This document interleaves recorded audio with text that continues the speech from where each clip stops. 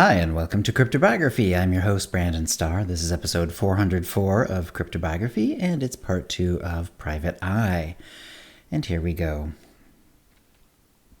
He didn't go there right away. He wanted to wait until the evening had deepened into night. But go there he did, after grabbing dinner at one of his favorite restaurants, a hole in the wall that made great burgers. They knew him well and didn't bother him to hurry up, which was part of the reason it was a favorite. He took his time and did some general searching on his phone. He wasn't really thinking about tomorrow's job. He wasn't really thinking about the woman whose window he would be looking through again soon. But his mind did flicker to her every once in a while. Eventually, the shop closed and he paid, including extra tip for the time he took, and left. It was still a little too early, so he drove around the city and just thought. He wondered if she knew he watched her still, if she ever thought of him at all. He wondered if he would ever stop thinking about her. Finally, he drove over to the same spot. Again, the window was dark. He wasn't sure if she would already be in bed. He waited for a couple of hours with the window open. He had always been patient. It was one of the things that drew him to private investigation. His patience was a virtue. Despite his fixation, he nevertheless maintained a high degree of caution. His ears picked up any little sound, and he was on guard for any strange movement. If he'd seen any, he would have taken instant action, whether that was putting the car in neutral to make another silent escape or drawing his revolver. Towards the end of his time there, he thought he saw a movement in the trees on the uphill side, out his passenger window.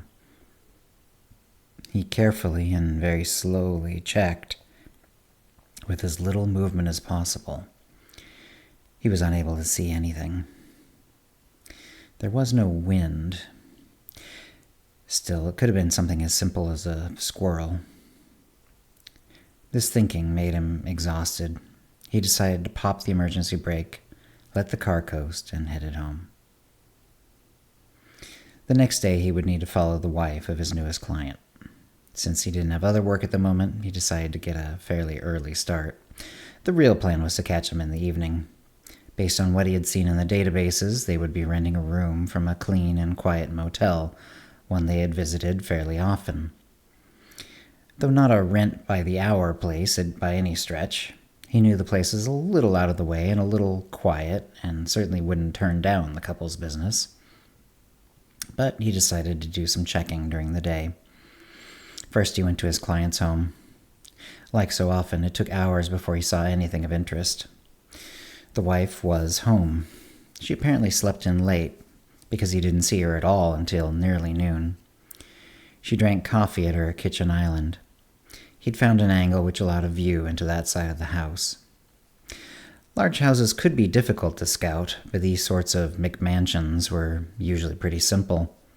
They all had large windows to let sunlight in, but they didn't have a large enough patch of land to keep prying eyes out, and many, like this one, didn't seem to have any shades at all. She answered a call and seemed to be enjoying the conversation. By this time he had set up his parabolic mic and could hear into the kitchen despite the window. She wasn't listening on speaker, and the mic, sensitive though it was, couldn't pick up the other side of the conversation. But it was clear that she was talking to her lover. "Let's meet at the place. 2 hours. I'll bring lunch." A pause, then, "I can't wait. I want you." She then went back upstairs. He had what he needed. He went to the motel. The rooms all had drapes, of course, and he had no inn to get a spy camera on the scene. So instead, he would have to settle for pictures of the couple arriving and leaving, whether they did together or separately. And that's the end of the story for this week. Hope you enjoyed it. I'm kind of having fun with this one. If you have any comments or questions about this episode or previous episodes, cryptobiography@gmail.com, and hit us up on Facebook or Blue Sky or Mastodon. And thanks for listening. Words and music copyright 2025, Brandon Starr, all rights reserved. Characters and events are fictional, fictionalized, or satirical.